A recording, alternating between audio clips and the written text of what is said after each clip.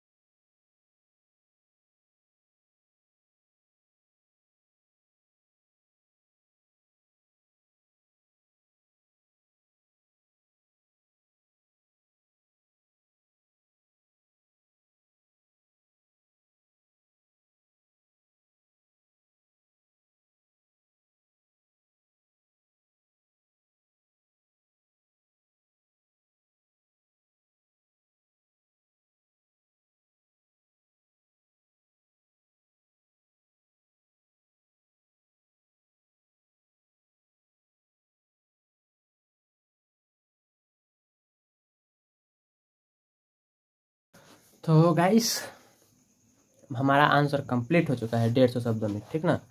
तो लगभग 150 शब्द पूर्ण जाएंगे, ठीक है। तो चलिए प्रश्न का जो आंसर लिखे हैं वो एक बार आप लोगों के बीच एक्सप्लेन करते हैं। तो देखिए प्रश्न में हमने क्या क्या किए हैं। तो प्रश्न में देखिए हमने क्या क्या किए। पहले हम प्रश्न को समझे, जैसे बादल फटने की परिघटना क्या है, व्याख्या कीजिए। उत्तर 150 शब्दों में मांग रहे थे, तो पॉइंट बाय पॉइंट लिखना, यानी कि topic point to point, topic to topic directly जो है समझाना था हमको, ठीक है।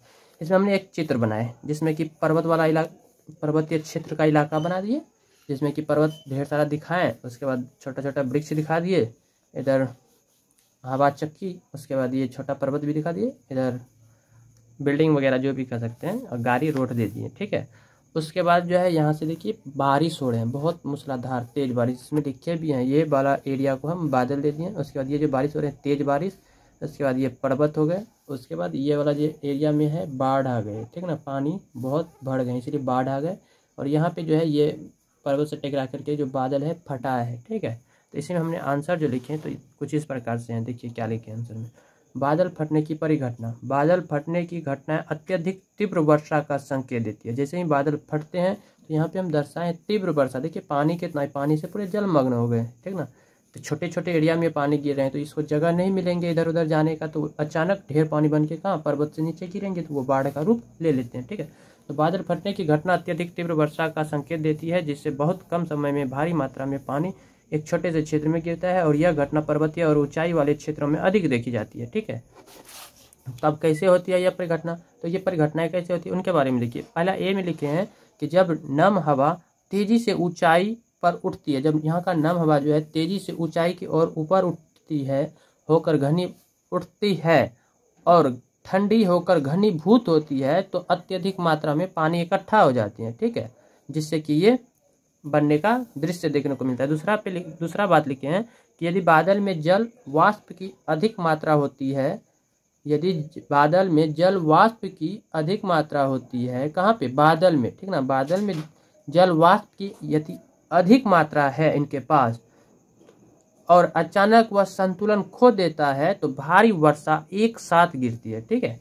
और यह अत्यधिक जल निकासी ना होने के कारण बाढ़ और भूस्खलन का कारण बनती है। तो इनका क्या क्या प्रभाव होते हैं, जब ये होते हैं तो क्या क्या प्रभाव देखने को मिलते हैं। तो जिस एरिया में ये होते हैं, खास करके ये पर्वतीय एरिया में होते हैं और ऊंचाई स्थान वाले एरिया में, तो वहाँ पे क्या प्रभाव देखने को मिलते हैं कि वहाँ पे अचानक बाढ़ और भूस्खलन हो जाते हैं, ठीक ना, जान माल का नुकसान होता है। और तीसरा लिखे हैं कृषि और बुनियादी ढांचों की भी हानि होती है। तो बादल फटने की घटनाएं हिमालयी क्षेत्रों जैसे उत्तराखंड हिमाचल प्रदेश वाले एरिया में होंगे तो में अधिक होती है, और यह जलवायु परिवर्तन से भी जुड़ी हुई है, और ये घटना जो है जलवायु परिवर्तन से भी जुड़ा हुआ है, ठीक ना। तो ये था कुछ हमारा आंसर। आप लोग कमेंट करके बताइएगा कि ये आंसर कैसा लिखे हमने, बाकी कैसा रहा आज का आंसर राइटिंग, आप लोग कमेंट कीजिएगा फटाफट। चलिए अब आप लोगों का इंतजार करेंगे अगले वीडियो में। इस वीडियो में तो यहीं तक, ठीक है ना, क्योंकि एक ही प्रश्न का आंसर लिखना है, उससे तो ज़्यादा लिखना ही नहीं है, इसीलिए बाय, मिलते हैं अगले वीडियो में। Love you bye, good night.